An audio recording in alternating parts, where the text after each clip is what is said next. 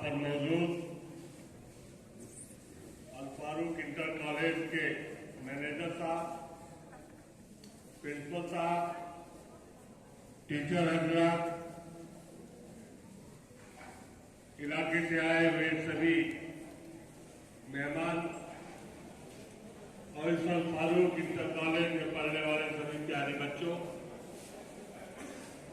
मैं आज 15 अगस्त के इस मौके पर आप सबको दिल की गहराइयों से मुबारकबाद देता हूं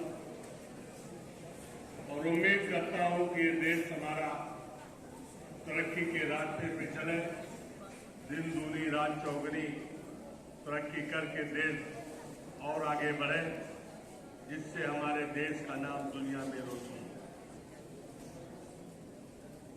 आज 77वां आजादी का मौका है।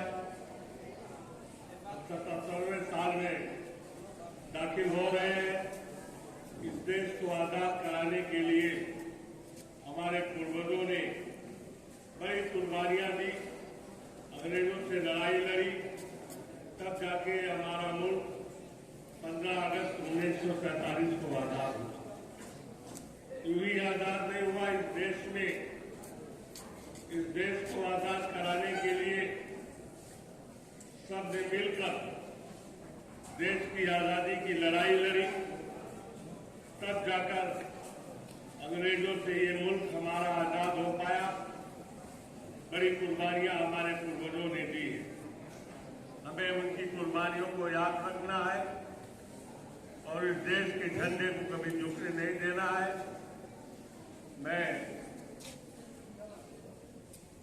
आज के हालात पे बात करूं तो आज देश के हालात ठीक नहीं है। हर तरफ सांप्रदायिक का माहौल फैला हुआ है। गुंडागर्दी पूरे देश में कायम है। जातपात का नफरत हमारे बीच में बोया जा रहा है। मुल्क के हर कोने में कहीं न कहीं दंगे फसाद हो रहे हैं। अभी मणिपुर में और हरियाणा में बड़े पैमाने पर दंगे हुए। हमें मिलजुल कर भाईचारा कायम करना चाहिए ताकि हमारा देश ही अमन और चैन में कायम रह सके। इस अल फारूक इंटर कॉलेज में हमेशा से मैं आता रहा हूं। जब ये शुरुआत हुई थी अल फारूक इंटर कॉलेज की, इटवा पहाड़पुर मोड़ पर एक झोपड़े में इसकी शुरुआत हुई थी, तब से मैं इसके हर प्रोग्राम में शामिल होता हूं और अल्लाह का शुक्र है कि आज ये अल फारूक इंटर कॉलेज